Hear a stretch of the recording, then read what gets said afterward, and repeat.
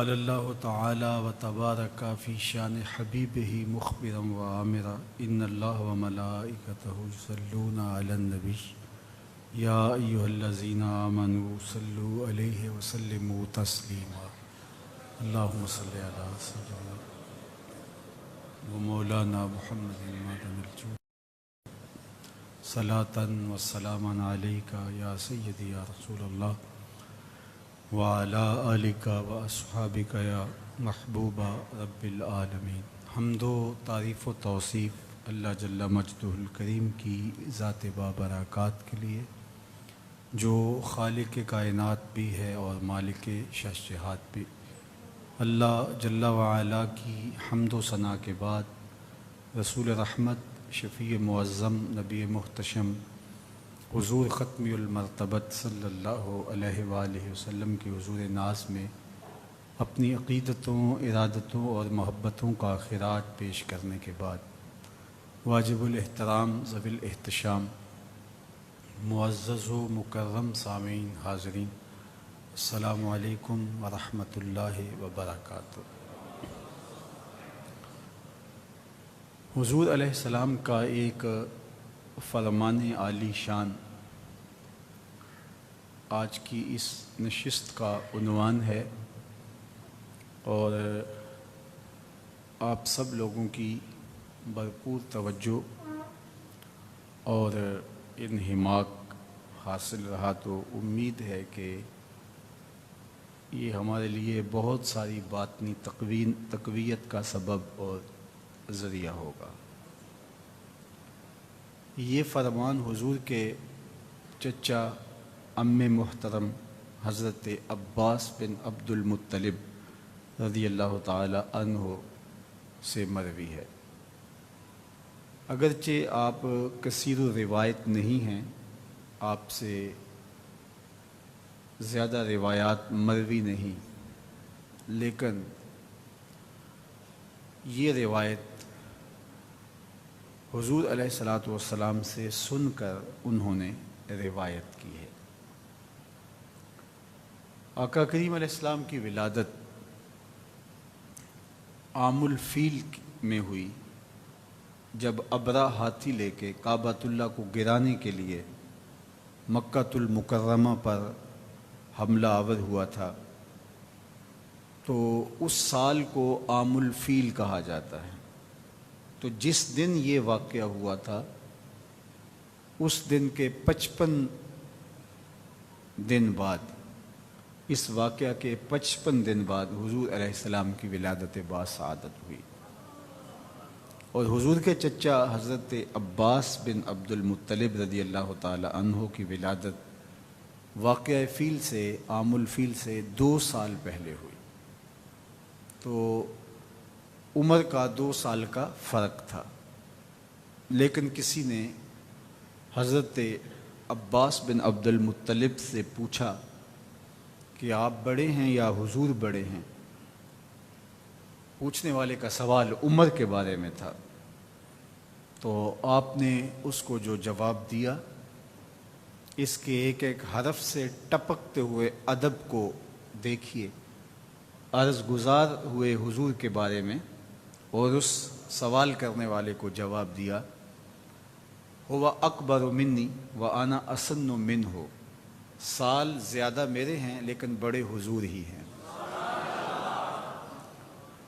تو حضور علیہ الصلاۃ والسلام کے یہ چچا حضور کے محبوب چچا تھے، اور آپ نے اپنے ایمان کا اعلان فتح مکہ کے موقع پہ کیا تھا، لیکن اس سے قبل آپ ایمان لا چکے تھے، کچھ حکمتوں کی وجہ سے اعلان نہیں کیا گیا تھا۔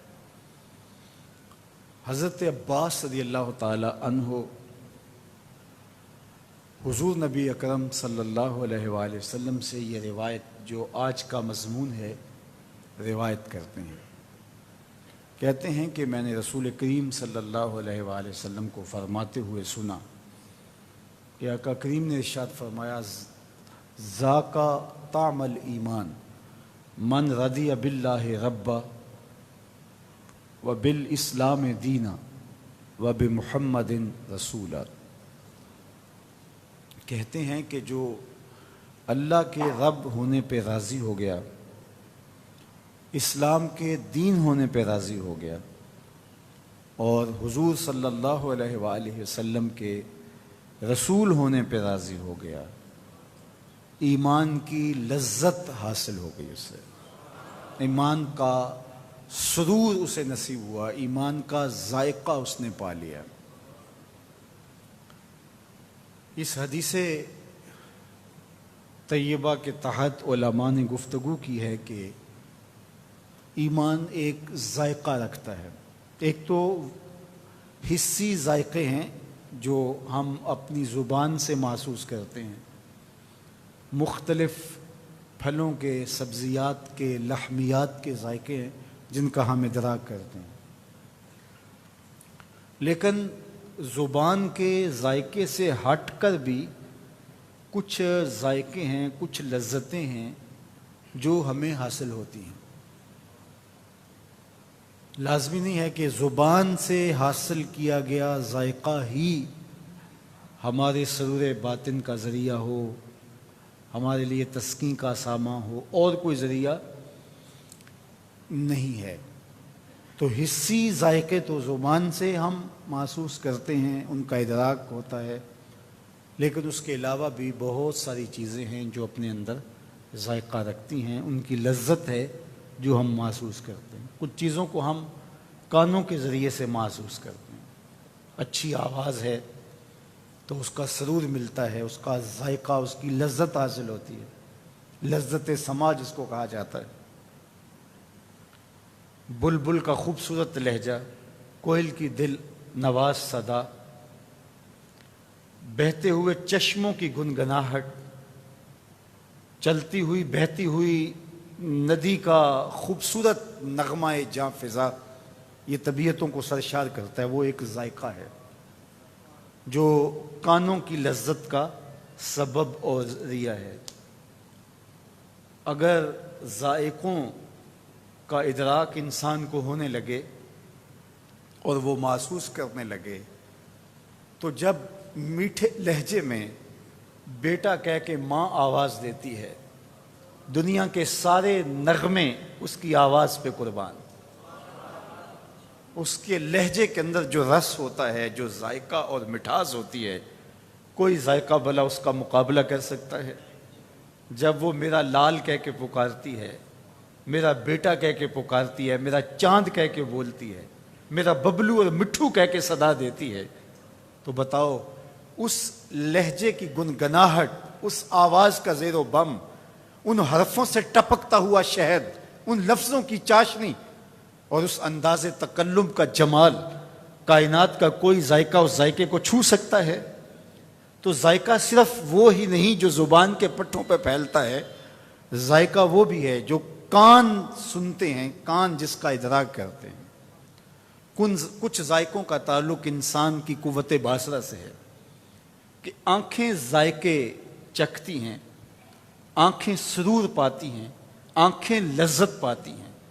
کوس قضا اور دھنک کی شوخیاں اور رنگ جب انسان کی آنکھیں دیکھتی ہیں تو ایک عجیب سرشاری کی کیفیت پیدا ہوتی ہے۔ پھیلے ہوئے سبزے اور ڈالیوں پہ کھلے ہوئے پھول، سرمئی بادلوں کی قطاریں، خوبصورت چہرے، نرگسی آنکھیں، خوبصورت چال ڈھال اور انداز، ماں کا چہرہ، پھر میں وہیں آتا ہوں، ماں کے چہرے کے اوپر بے ترتیب سلوٹوں میں جو حسن رکھا گیا ہے، وہ بلا مرتب اور منظم لکیروں کے اندر اور تراشے ہوئے مجسموں کے اندر بھی کہاں ہے؟ تو کچھ چیزیں ہیں ان کا ادراک آپ کی آنکھیں کرتی ہیں، تو وہ آنکھوں کا ذائقہ ہے، آنکھوں سے ذائقہ آپ کے اندر اترتا ہے، کانوں کے ذریعے سے لذتیں آپ کو حاصل ہوتی ہیں۔ اسی طرح لذتوں اور ذائقوں کے جہان کے پرت کھولتے جائیں، اس کتاب کے ورق الٹتے جائیں، تو اس کا تنوع آپ کو نہال کر دے گا، اور اس کی گونا گونیاں آپ کی طبیعت میں سرشاریاں اور سرور و کیف کی مستیاں بھر دے گی۔ ہر گام، ہر لمحہ، ہر ساتھ ایک نیا جہاں آباد آپ کو دکھائی دے گا، ہر لہجہ نیا طور، نئی برکت تجلی۔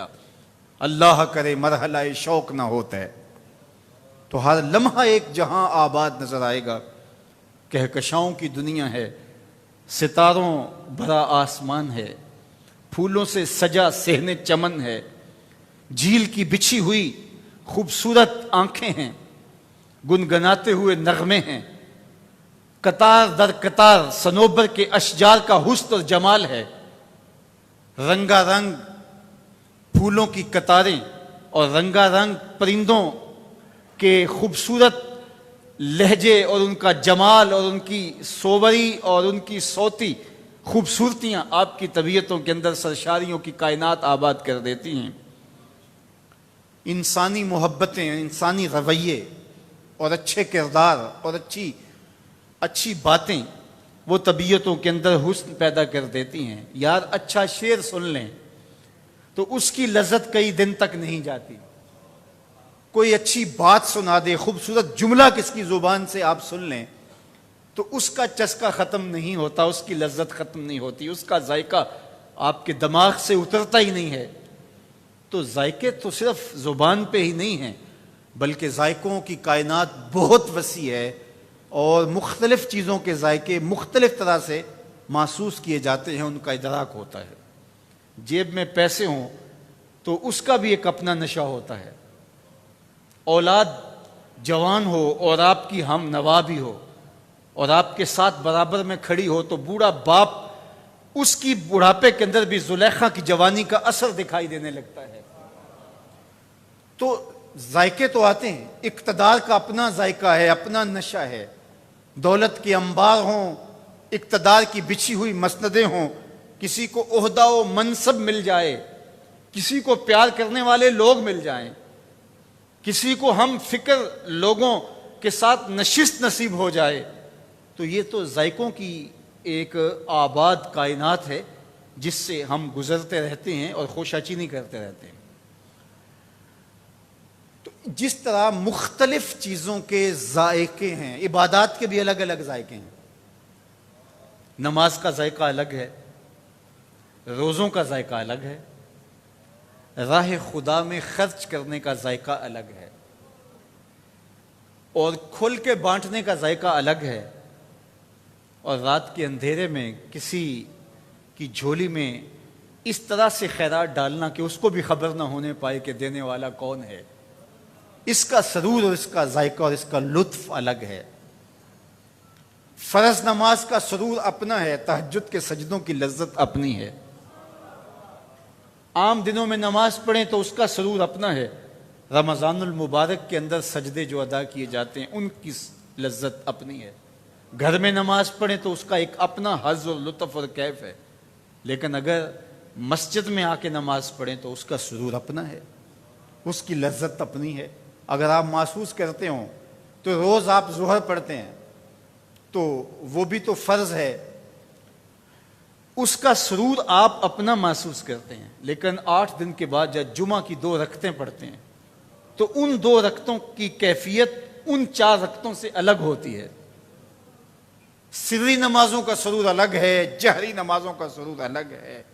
محلے کی مسجد میں نماز پڑھیں تو اس کا سرور الگ ہے، جامع مسجد میں نماز پڑھیں تو اس کا سرور الگ ہے، اور اگر آپ کو سجدہ کرنے کے لیے حرم کی زمین مل جائے تو اس کا سرور، اس کی لذت الگ ہے۔ اور اگر آپ مطاف میں سجدہ ریز ہوں، آپ حتیم میں سر جھکا کے میزاب رحمت کے نیچے اللہ کے حضور سجدہ ریز ہوں تو اس سجدے کا اور اس نماز کا سرور اور ہی ہے۔ اور کوئی خوش نصیب ایسے بھی ہوتے ہیں جن کو کعبۃ اللہ کے اندر جانے کی سعادت ملتی ہے، تو ان سے کبھی پوچھنا کہ جو باب التوبہ کے پاس نفل پڑے تھے ان کا سرور کیا ہے۔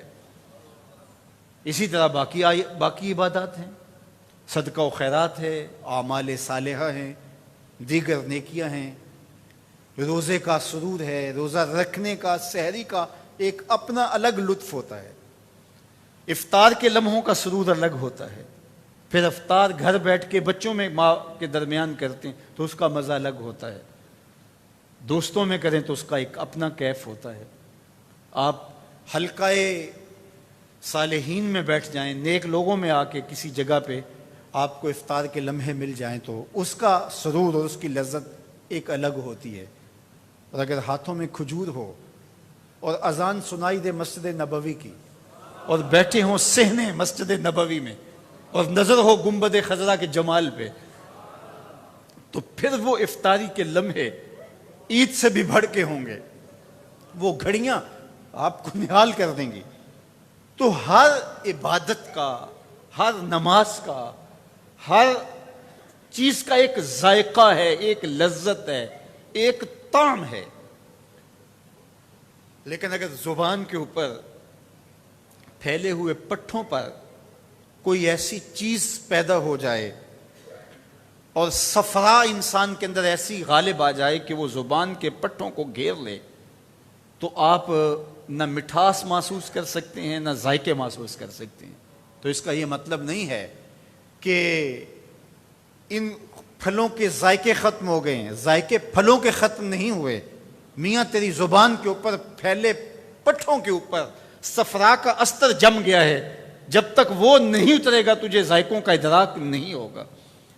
تو پھر ضرورت کیا ہوئی کہ ہم زبان پر پھیلے ہوئے پٹھوں کے اوپر جو صفرا کی تہ جم گئی ہے اس کو ہم اتار دیں تاکہ ہمیں ذائقوں کا ادراک ہو سکے. یار ذائقہ تو سادے پانی کا بھی ہوتا ہے. کوئی میٹھی چیز ہو, کسی پھل کا جوس ہو, رس ہو, نچوڑ کے دیا جائے, اس کا ذائقہ تو ذائقہ ہے. چشمے کے پانی کا بھی ذائقہ ہے, لیکن شرط ہے کہ زبان پر کوئی تہ نہ جمی ہوئی ہو, زبان پر صفرا کے غلاف نہ چڑھے ہوئے ہوں, تو پھر آپ کو سادے پانی کا بھی ذائقہ محسوس ہوگا. اور اگر زبان کے اوپر کوئی چیز جم گئی ہے تو آپ کو میٹھے پھلوں کے رس کا ذائقہ بھی نہیں ملے گا. یار ذائقہ تو راہ خدا میں چلنے کا بھی ہے, ذائقہ تو ایک عام نفل کا بھی ہے. تو جو سب سے قیمتی اثاثہ ایمان ہے, جس کا ثمرہ یہ ساری چیزیں ہیں, تو اس ایمان کا ذائقہ نصیب نہیں ہو سکتا ہے. تو پھر ہمیں دیکھنا ہوگا کہ اگر کسی شخص کو ایمان کا ذائقہ نہیں ملتا, ایمان کا سرور نہیں ملتا, ایمان کا حظ اور کیف نہیں ملتا, تو وہ دیکھے کہ کوئی تہ جم گئی ہے جس کی وجہ سے میں اس اتنے بڑے ذائقے سے محروم ہوں. تو وہ تہ اتار کر کے اس لذت کو, اس ذائقے کو حاصل کرنے کی کوشش کرے. اب حضرت عباس بن عبد المطلب, حضور کے عم محترم, حضور کے چچا, اللہ اکبر. اچھا یہاں میں ایک اور بات بھی عرض کروں. وہ یہ نہیں کہتے کہ میں نے یہ حدیث اپنے بھتیجے سے سنی. حضور ان کے رشتے میں بھتیجے تو لگتے ہیں, لیکن آپ ان سے مروی روایات دیکھ لیں, وہ یہ نہیں کہتے کہ یہ حدیث میں نے اپنے بھتیجے سے سنی. حضرت عائشہ رضی اللہ تعالیٰ عنہ جب حضور سے روایت کرتی ہیں تو یہ نہیں کہتی کہ یہ حدیث میں نے اپنے شوہر سے سنی. حضرت علی المرتضیٰ جب حضور سے حدیث روایت کرتے ہیں تو وہ کبھی نہیں کہتے کہ یہ میں نے اپنے بھائی سے سنی. حضور رشتے میں ان کے بھائی تو لگتے ہیں, حضور ان کو اپنا بھائی کہا بھی, لیکن وہ کبھی نہیں کہتے کہ میں نے یہ حدیث اپنے بھائی سے سنی. کوئی نہیں کہتا میں نے حدیث اپنے بھتیجے سے سنی, کوئی نہیں کہتا یہ میں حدیث اپنے شوہر سے سنی. جب بھی کوئی بولتا ہے کہتا ہے کالا کالا رسول اللہ صلی اللہ علیہ وآلہ وسلم, یہ حدیث میں نے حضور سے سنی ہے, میں نے رسول اللہ سے سنی ہے. یہاں ایک بات کہوں گا, اور وہ یہ کہ جن کے بھائی لگتے ہیں وہ بھی بھائی نہیں کہتے, جن کے رشتے میں بھائی لگتے ہیں وہ بھی بھائی کہہ کے نہیں پکارتے, وہ بھی بھتیجا کہہ کے نہیں پکارتے جو رشتے میں ان کے چچا لگتے ہیں. تو میں اور آپ کون ہوں کہ کوئی عامیانہ لفظ بولیں اور فتوے دیتے پھرتے ہیں کہ بس فرق یہ ہے کہ وہ نبی ہیں, باقی ہیں تو وہ بھائی ہی ہیں. میاں جن کے بھائی لگتے ہیں وہ بھی نہیں کہتے کہ یہ کالا کالا اخی, یہ میرے بھائی نے کہا, وہ کہتے ہیں کالا کالا رسول اللہ, یہ میرے رسول نے کہا, میرے زوج نے کہا, میرے شوہر نے کہا. یہ نہیں کہتے, وہ کہتی ہیں یہ میرے آقا و مولا نے کہا, یہ میرے محبوب نے کہا, یہ سرکار دو جہاں نے کہا, یہ رسول رحمت نے کہا. تو حضرت عباس رضی اللہ تعالیٰ عنہ فرماتے ہیں کہ رسول کریم سے یہ بات سنی کہ آقا کریم نے ارشاد فرمایا کیا کہ ذاقہ طعم الایمان، ایمان کا ذائقہ، ایمان کی لذت، ایمان کا حظ، ایمان کا سرور، ایمان کا کیف اس شخص کو حاصل ہوگا من رضی باللہ ربا، جو اللہ کے رب ہونے پہ راضی ہو گیا، جو اللہ کے رب ہونے پہ راضی ہو گیا، وبالاسلام دینا، اور دین کے طور پہ اسلام پہ راضی ہوا، اسلام کے دین ہونے پہ راضی ہو گیا، وبمحمد رسولہ، اور محمد صلی اللہ علیہ وسلم کے رسول ہونے پہ راضی ہو گیا۔ حضرت عباس رضی اللہ تعالیٰ عنہ فرماتے ہیں کہ رسول کریم صلی اللہ علیہ وآلہ وسلم نے ارشاد فرمایا جس کو یہ تین چیزیں نصیب ہو گئی، ایمان کی لذت نصیب ہو گئی، ایمان کا سرور آ گیا، ایمان کا مزہ آ گیا اس کو۔ تو یہ تین چیزیں، ایک اللہ کے رب ہونے پہ راضی ہونا، دوسرا اسلام کے دین ہونے پہ راضی ہونا، اور تیسرا حضور علیہ الصلوۃ والسلام کے رسول ہونے پہ راضی ہونا۔ اب اس رضا کا کیا معنی ہے؟ امام قرطبی علیہ رحمہ فرماتے ہیں اس کا ایک معنی عام ہے اور ایک معنی خاص ہے۔ معنی عام یہ ہے کہ اللہ کے رب ہونے پہ راضی ہونے کا مطلب اس کو رب مان لینا ہے، اور وہ اللہ کے علاوہ کسی اور کو رب نہ مانے۔ جب اس کو پوچھا جاتا ہے رب کون ہے تو وہ کہے میں رب اللہ ہے، ربی اللہ۔ من ربوں کا جواب یہی ہو ربی اللہ، میرا رب اللہ ہے۔ تو اعتقاداً، قولاً، تصدیقاً، ہر لحاظ سے وہ کہے کہ میرا رب اللہ ہے، اس کا تعلق ایمانیات سے ہے۔ اسی طرح اس کو کہا جائے تیرا کس دین سے تعلق ہے، تو وہ اسلام کو ہی دین مانے، اسلام کے علاوہ کسی اور دین کو نہیں مانتا، اسلام کو ہی اپنا دین مانتا ہے۔ دین الاسلام، یہی اس کا نعرہ مستانہ ہے۔ اور جب اس کو کہا جائے کہ تیرا رسول کون ہے تو اس کے لبوں پہ بغیر کسی تعمل کے، بغیر کسی تردد پہ نام حضور کا ہی آئے۔ حضور علیہ الصلوۃ والسلام کو اللہ کا رسول مانتا ہے، اپنا ہادی و رہنما مانتا ہے، اپنا سب کچھ حضور کو مانتا ہے۔ تو یہ ہے اس کا معنی عام۔ اگر وہ اللہ کے علاوہ کسی اور کو رب مانتا ہے تو وہ مسلمان ہی نہیں ہوگا۔ اسلام کے علاوہ وہ کسی اور کو دین تسلیم کرتا ہے اپنے لیے تو وہ مسلمان ہی نہیں ہوگا۔ رسول کریم صلی اللہ علیہ وآلہ وسلم کے علاوہ گزرے ہوئے انبیاء علیہ السلام، ان پر تو ہمارا ایمان ہے، اس کے علاوہ کسی شخص کو اپنا اس معنی میں ہادی رہنما مانتا ہے، رسول یا نبی کے معنی میں، وہ ذلی بروزی یا کوئی بھی وہ مفہوم نکالے تو وہ مسلمان ہی نہیں ہوگا۔ ایک تو اس کا یہ معنی عام ہے۔ لیکن یہاں جو ایمان کا ذائقہ، ایمان کا طعم حاصل ہونے کی بات کی گئی ہے، یہاں سے یہ معنی خاص مراد، معنی عام مراد نہیں ہے، یہاں معنی خاص مراد ہے۔ اور وہ کیا ہے؟ اللہ کو رب ماننے کا مطلب یہ ہے کہ اللہ کو ماننے کا جو حق ہے اس حق کی طرح اس کو مانے۔ یعنی اللہ کو اگر مانتا ہے تو پھر اللہ کی بھی مانتا ہو۔ ایک ہے اللہ کو ماننا اور ایک ہے اللہ کی ماننا۔ یعنی وہ مسلمان جو اللہ کو تو مانتا ہے لیکن اس کی ایک نہیں مانتا تو اس کو طعم ایمان، ذائقہ ایمان نصیب نہیں ہوگا، ایمان کی حلاوت نصیب نہیں ہوگی، اسلام کی لذت نصیب نہیں ہوگی۔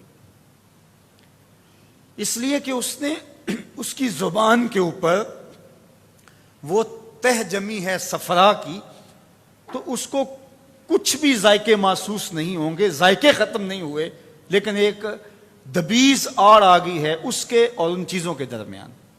تو جو اللہ کو تو مانتا ہے لیکن اس کے احکام کو نہیں مانتا، اس کے دیے گئے نظام کو قبول نہیں کرتا، عملاً قبول نہیں کرتا، تو پھر وہ ایمان کی لذت حاصل نہیں کر سکتا۔ مدبر حقیقی اللہ کو مانے، خالق حقیقی اس کو مانتا ہے تو پھر اپنا سب کچھ اس کے دستے قدرت میں سمجھے۔ جب اس کا خوف اس کے سینے میں سما گیا ہے تو پھر کسی اور چیز سے خوف کس چیز کا؟ جب اس کی پناہ میں آ گیا ہے تو پھر کسی کا ڈر اور خطرہ کیسے رہا؟ جب اس کو خالق و رازق مان لیا ہے تو کسی کی دہلیز پہ ہاتھ کیوں پھیلائے گا؟ جب اس پہ توکل کر لیا ہے تو پھر اس کے پائے ثبات میں لغزش کیسے آئے گی؟ میرے اور آپ کے آقا و مولا نے ارشاد فرمایا، اللہ پر توکل کرنے کا جو حق ہے اگر تم ادا کرو، وہ تمہیں ایسے رزق عطا کرے جیسے پرندوں کو دیتا۔ جب وہ صبح گھر سے نکلتے ہیں تو خالی پیٹ ہوتے ہیں، اور جب واپس آتے ہیں تو ان کے پیٹ بھرے ہوئے ہوتے ہیں۔ ہم تو روز فیکٹری میں جا رہے ہیں، کاروبار پہ جا رہے ہیں، دکان پہ جا رہے ہیں، فلاں جگہ پہ جا رہے ہیں، فلاں جگہ، ہمیں پتہ ہے ہم رزق کے کمانے کے لیے رزق کے فلاں اڈے پہ جا رہے ہیں، ہمیں تو پتہ ہے، روز گھر میں ارادہ کر کے نکلتے ہیں۔ لیکن پرندے جب گھونسلے سے اڑتے ہیں انہیں پتہ ہوتا ہے کس فیکٹری میں جانا ہے کمانے کے لیے؟ بس بن توکل پنچھی اڑ دے، خرچ نہ پلے زیرہ ہو۔ بن توکل پنچھی اڑ دے، خرچ نہ پلے زیرہ ہو۔ نہ کوئی راس المال ہوتا ہے، نہ کوئی انہوں نے دکان رکھی ہوئی ہوتی ہے، نہ ان کی کوئی فیکٹری ہے، نہ ان کا کوئی اور ایسا سلسلہ ہے، گھر سے جدھر جی آیا اڑ پڑے۔ ادھر کو پرندے اڑ رہے ہیں تو ادھر کو اڑ گئے، ادھر اڑ رہے ہیں تو ادھر اڑ گئے۔ کوئی ان کا ہدف نہیں ہوتا، لیکن کبھی بھی خالی پیٹ نہیں آتے۔ اللہ ان کو ہمیشہ سیراب کرتا ہے، اور پھر سب سے بہتر کھاتے بھی وہ ہیں۔ میں دیہات کا رہنے والا ہوں، آپ میں بھی جو لوگ دیہاتوں کے رہنے والے ہیں تو امرود کا باغ اگر آپ نے دیکھا ہو تو اگر سب سے اچھا امرود آپ کو کہا جائے جاؤ پودے سے توڑ کے لاؤ، تو آپ کے لیے سب سے آسان طریقہ کیا ہے کہ سب سے میٹھا جو امرود ہوگا وہ پودے کے اوپر کہاں ہوگا؟ رنگ سے اندازہ کریں گے یا آپ کا کوئی اور تجربہ ہوگا؟ اگر آپ کے گہرے تجربے ہیں تو آپ ان سے بھی فائدہ حاصل کر سکتے ہیں، لیکن اگر آپ کے گہرے تجربے نہیں ہیں، سادہ تجربے ہیں، تو سب سے آسان تجربہ یہ ہے کہ جس امرود کو طوطے نے چونچ لگائی ہو اور تھوڑا سا کھا کے اپنی پیٹ بھرنے کی مقدار میں باقی چھوڑ گیا ہو، اس کو توڑ لیں، سب سے میٹھا پورے باغ میں وہی ہو۔ وہ جب پھل توڑتے ہیں تو ایک ایکسپورٹ کوالٹی نکالتے ہیں کہ یہ ہم اچھی پیکنگ میں اس کو پیسے کمائیں گے، بیرون ملک بھیجیں گے، پھر اس کے بعد جو ہے وہ دوستوں کے لیے تحفے کے طور پہ اس طرح مختلف کوالٹیز بنائی جاتی ہیں۔ تو ایکسپورٹ کوالٹی سے اوپر بھی ایک کوالٹی ہے، اور وہ کوالٹی ہے جس کو یہ طوطے کھاتے ہیں، یہ جس کو یہ جانور جو ہیں وہ چونچ لگاتے ہیں۔ یہ سب سے بہتر، آپ کے باغ کا سب سے بہتر پھل وہ کھاتے ہیں جن کا کوئی کاروبار نہیں ہے، جو ڈالر نہیں کماتے، جو ریال نہیں کماتے، جو روپیہ نہیں کماتے، جن کے پاس راس المال نہیں ہے، جن کی دکان اور فیکٹری نہیں ہے، جو فیکٹری کے مالک بھی نہیں خریدتے، وہ مفت کھاتے ہیں، وہ اللہ کے دسترخوان پہ کھاتے ہیں۔ بن توکل پنچھی اڑ دے، خرچ نہ پلے زیرہ ہو۔ تو فرمایا میرے اور آپ کے آقا و مولا نے کہ اگر اللہ پہ توکل کرنے کا جو حق ہے وہ تم ادا کر دو تو جس طرح وہ پرندوں کو رزق دیتا ہے تمہیں بھی رزق عطا کرے گا، سب سے بہتر تمہارے لیے ہوگا۔ اللہ اکبر۔ جو اللہ پہ توکل کرتے ہیں وہ کوئی فقیر ہو، کوئی مولوی ہو یا کوئی اور آدمی ہو، اس کی زندگی دیکھ سکتے ہیں۔ جس طرح طوطا سب سے بہتر کھاتا ہے تو اس کے سامنے بھی دسترخوان کے اوپر کیا کیا سجا ہوا ہوتا ہے، جناب یہ لیجئے، یہ لیجئے، یہ لیجئے، تو اس پہ بھروسہ کر کے دیکھو۔ تو اللہ پر بھروسہ کامل اگر کسی شخص کو حاصل ہو گیا، توکل نصیب ہو گیا، مدبر حقیقی اس کو مان لیا، خوف خدا، خشیت الہی اس کے رگ و ریشہ میں محو نفوذ ہو گیا، اور اللہ کی ذات کی طرف سے ہر چیز کے ہونے کا یقین اس کو ہو گیا، تو پھر جو ہے وہ اس کو ایمان کی لذت نصیب ہونا شروع ہو جائے گا، ایمان کا ذائقہ آنا شروع ہو جائے گا۔ دوسری بات، وَمَنْ وَرَضِيَ من رضی باللہ ربن و بالاسلام دینا، اور دوسری بات اسلام کے دین ہونے پہ راضی ہو گیا، اسلام کو کامل اکمل دین مانا۔ جب اسلام کو دین مان لیا تو پھر کسی اور سمت نظر اٹھا کے کیوں دیکھے گا؟ یہ ہماری علاقائی رسمیں ہیں، یہ ہمارا علاقائی کلچر ہے۔ یہ نکاح ہم کر رہے ہیں شریعت کے مطابق اور یہ مسجد میں کر رہے ہیں، اور یہ جو بھنگڑا ڈال رہے ہیں یہ ہمارے خاندان اور قبیلے کے لوگوں کا تقاضا تھا۔ یہ کیسا دین ہے؟ قبیلہ اور طرف تمہیں لے کے جا رہا ہے اور دین تمہیں اور طرف لے کے جا رہا ہے، اور تم قبیلے کو بھی راضی رکھتے ہو، رب کو بھی راضی رکھتے ہو۔ ایسا تو نہیں ہوگا، ایک کو ہی راضی رکھنا پڑے گا، ایک ہی راضی رہے گا، ایک ہی دہلیز پہ آپ کو جھکنا پڑے گا۔ تو جب اسلام کو مان لیا تو اسلام پورا نظام زندگی ہے، تمہاری خوشیوں کا بھی خیال رکھتا ہے، تمہارے غموں کو نبھانے کا دستور کیا ہوگا وہ بھی تعلیمات دیتا ہے۔ تو جب اسلام کو اس طرح مان لیا کہ جب بھی کوئی قدم اٹھانے لگے تو سوچا اسلام کیا کہتا ہے۔ اگر آپ کو اسلام میں سے اس کی تعلیمات نہ ملے تو پھر تو کہنا کہ اسلام کامل دین نہیں ہے۔ میں شادی کرنے جا رہا ہوں، یہ میرا ایک مسئلہ ہے، تو اسلام اس کے بارے میں بتاتا ہی کوئی نہیں۔ اسلام بتاتا ہے کہ تم نے رشتہ تلاش کیسے کرنا ہے، اسلام بتاتا ہے کہ تم نے پیغام نکاح کیسے بھیجنا ہے، اسلام بتاتا ہے کہ نکاح میں کتنے لوگ کم از کم شریک ہوں، گواہ کیسے ہوں، اسلام بتاتا ہے کہ تم اس کی خوشی کا اظہار کیسے کرو، جب نکاح کیا ہے تو اس وقت تم نے خرما کیسے لٹانے ہیں، اور شب زفاف کا صدقہ تم نے ولیمے کی صورت میں کیسے ادا کرنا ہے۔ اسلام تمہیں ایک ایک جزیہ بتاتا ہے۔ میرے حضور نے فرمایا انما انا لکم مثل الوالد، میں تمہارے لیے باپ کی جگہ پہ ہوں۔ اگر تم میں سے کوئی شخص بیت الخلاء میں جائے تو پہلے اپنا بایاں قدم آگے رکھے۔ میں جس طرح باپ چھوٹی چھوٹی چیزیں اپنی اولاد کو بتاتا ہے، تو فرمایا تم واش روم میں جاؤ، بیت الخلاء میں جاؤ تو پہلے بایاں قدم آگے رکھو۔ کیوں؟ انما انا لکم مثل الوالد، میں تمہارے لیے باپ کی جگہ پہ ہوں۔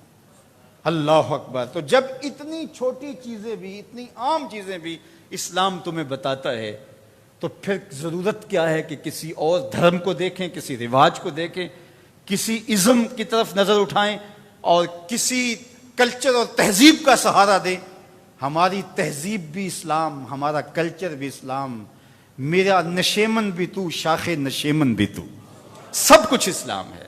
تو جب ہم نے مان لیا اسلام کو تو پھر مان لیا، پھر ماننے کا جو حق تھا وہ ادا کر دیا، تو پھر اسلام کا مزہ آنا شروع ہوگا۔ عبداللہ ابن سلام نے صرف اتنا کیا کہ چلو میں اونٹنی کا دودھ نہیں پیتا اور اونٹ کا گوشت نہیں کھاتا، اللہ میں جزور استعمال نہیں کرتا، اس لیے کہ یہودیت میں استعمال کرنا جائز نہیں تھا، تو میری وہ رسم بچ جائے۔ تو آیت نازل ہوتی ہے یا ایھا الذین آمنوا ادخلوا فی السلم کافہ، اے اسلام والو، اے ایمان والو، اسلام میں آئے ہو تو پھر پورے پورے آؤ۔ اس چمن میں پیروے بلبل ہو یا تلمیذ گل، اس چمن میں پیروے بلبل ہو یا تلمیذ گل، یا سراپا نالا بن جا یا نوا پیدا نہ کر۔ تو یہ تو ہم نہیں کر سکتے کہ آدھا تیتر آدھا بٹیر، جہاں جی چاہا وہاں اسلام کو سینے سے لگا لیا، جہاں جی نہ چاہا وہاں اپنی خواہشات کو آگے لے آئے۔ جی یہ ہمارا علاقائی کلچر ہے، یہ ہماری اپنی بات ہے۔ اسلام میں جب آ گئے تو پھر ہمیں حق ہی نہیں پہنچتا کہ ہم اپنی خواہشات اور اپنی آرزوؤں کو آگے رکھیں۔ تو کہا جس نے اسلام کے دین ہونے پہ اپنے آپ کو تیار کر دیا اور مکمل راضی ہو گیا، اس کو اسلام کا مزہ آنے لگا۔ تیسری بات وَبِمُحَمَّدٍ رَسُولًا، اور حضور صلی اللہ علیہ وآلہ وسلم کے رسول ہونے پہ راضی ہو گیا۔ وہ اس بات پہ راضی ہے کہ یہ میرے رسول ہیں، یہ میرے ہادی ہیں، یہ میرے قائد ہیں، یہ میرے رہنما ہیں، یہ میرے مرشد اعظم ہیں۔ تو جب نظر ادھر جم گئی تو پھر کسی اور سمت نظر اٹھے گی؟ جب انہیں مان لیا، وہی ہادی و رہنما ہیں، وہی مقصود ہیں، وہ محبت کا مرکز ہیں، وہ عقیدتوں کا محور ہیں، وہ ہمارے مکمل ہادی رہنما ہیں، ہر درد میں ہمارا دارو ہیں، علاج ہیں، چارہ ہیں، ہر مرض کی شفا ہیں، تو پھر کسی اور سمت نظر کیوں اٹھا کے دیکھیں گے؟ تو اگر ادھر بھی دیکھتے رہے اور کہا کہ نہیں ہم ادھر سے بھی کچھ لے لیں گے، تو اس طرح پھر ایمان کی لذت نصیب نہیں ہوگی۔ شاید اسی کا نام ہے توہین جستجو۔ شاید اسی کا نام ہے توہین جستجو، ہو منزل کی تلاش تیرے نقش کف پا کے بعد، ہو منزل کی تلاش تیرے نقش کف پا کے بعد۔ جب ان کا نقش کف پا مل گیا تو پھر زندگی وہیں گزار لے، پھر زندگی کی ایک ایک سانس ان کے طریقہ زندگی کے مطابق بسر ہو، ان کو ہادی رہنما مان لیا، بات ختم ہو گئی۔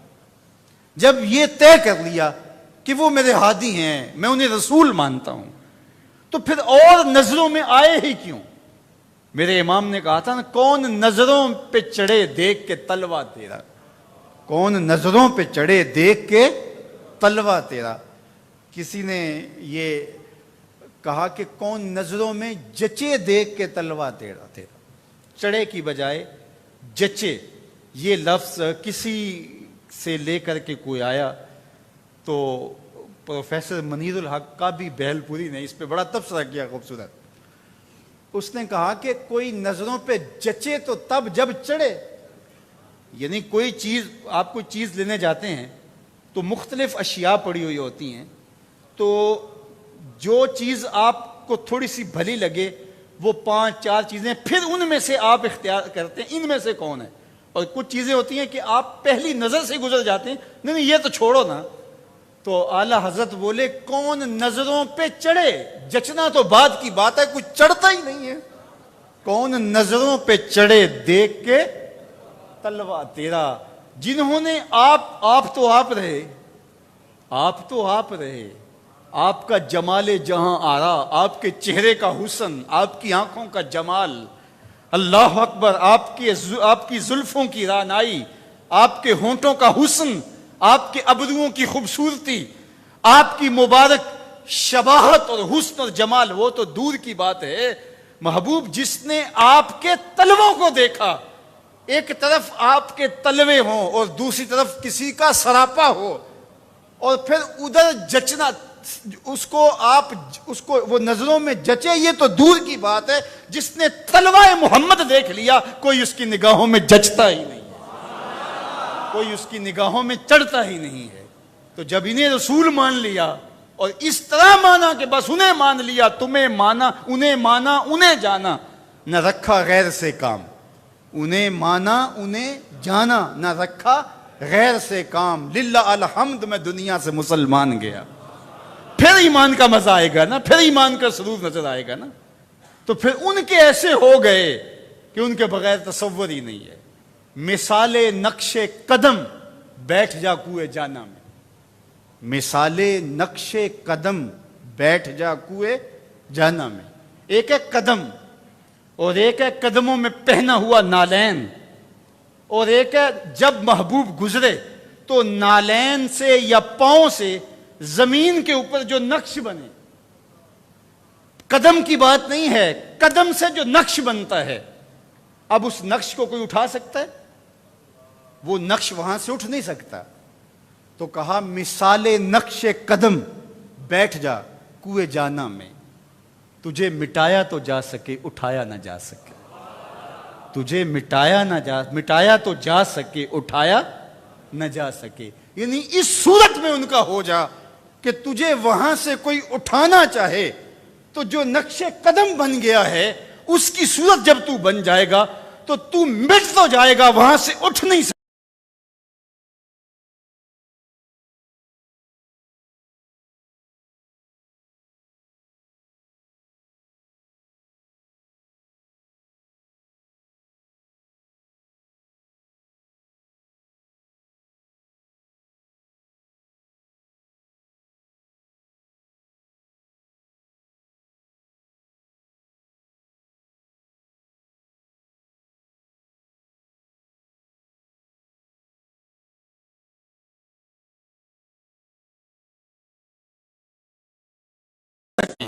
کہ تجھ کو مٹایا تو جا سکے اٹھایا نہ جا سکے۔ تو اپنی زندگی کو اگر کوئی یوں حضور کے ساتھ جوڑ دیتا ہے تو پھر اس کو ایمان کا مزہ نصیب ہو جاتا ہے۔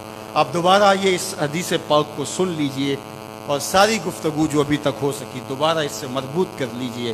سیدنا عباس بن عبد المطلب رضی اللہ تعالی عنہ فرماتے ہیں کہ انہو سمع رسول اللہ صلی اللہ علیہ وآلہ وسلم یقول، کہتے ہیں میں میرے ماں باپ، میری اولادیں، میری نسلیں حضور کے نام پہ قربان، حضور علیہ السلام کے رسول ہونے پہ راضی ہو گیا۔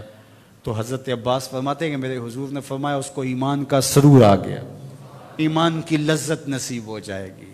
جیب میں پیسے ہو تو بندے کی ویسے ہی ایڑی اونچی ہوتی ہے کہ میرے پاس پیسے ہیں، تو یار سینے میں ایمان کا چراغاں ہو تو پھر اس کی آنکھوں میں نشہ ہوگا کہ یہ ایمان کے نور سے مالا مال ہے، اس کا دل منور ہوگا کہ یہ ایمان کے نور سے، اس کا اپنا سرور ہے جو اس کو نصیب ہوگا۔ تو جس کے پاس ایمان کی دولت ہے وہ کبھی اپنے آپ کو غریب نہ سمجھے، وہ کٹھیا میں رہتا ہو، وہ کٹیا میں رہتا ہو، پھٹے پرانے پیوند لگے لباس میں ملبوس ہو، پاؤں میں جوتا بھی ٹوٹا ہوا ہو، لیکن ایمان میں، ایمان کا نور سینے میں موجود ہے، کبھی غریب نہ سمجھے، اور چرخ پہ جھولتا ہو، ہواؤں میں اڑتا ہو، دولت کے انبار اتنے، اسے پتہ بھی نہ ہو کہ میرے پاس دولت کتنی ہے، لیکن سینے میں ایمان کا چراغاں نہیں ہے، کوڑی مول نہیں اس شخص کا، چاہے پوری دنیا کے تخت و تاج کا مالک ہی کیوں نہ ہو، لیکن تمہیں جانتا ہی کو نہیں، تمہیں پہچانتا ہی کو نہیں، دوسری گلی کا شخص نہیں تمہیں جانتا، لیکن تمہارے اندر دیا ایمان کا جل رہا ہے، تو وہ دیا تمہیں کبھی بھی بے نور نہیں ہونے دے گا، بلکہ میاں صاحب بولے دیوے دل دے دیوے دی روشنائی جاوے وچ زمینہ، دل دے دیوے دی روشنائی جاوے وچ زمینہ، تم قبر میں بھی چلو گے تو یہ وہ دیا، یہ کوئی تیل سے نہیں جلتا، یہ بجلی کنیکشن سے اس میں روشنی نہیں آتی کہ اب یہ کٹ جائے گا تو ختم ہو جائے گا، اس کا کنیکشن مدینے سے آتا ہے، اور وہ قبر کے اندر بھی روشن رہے گا، قبر کے باہر بھی روشن رہے گا۔ وآخر دعوانا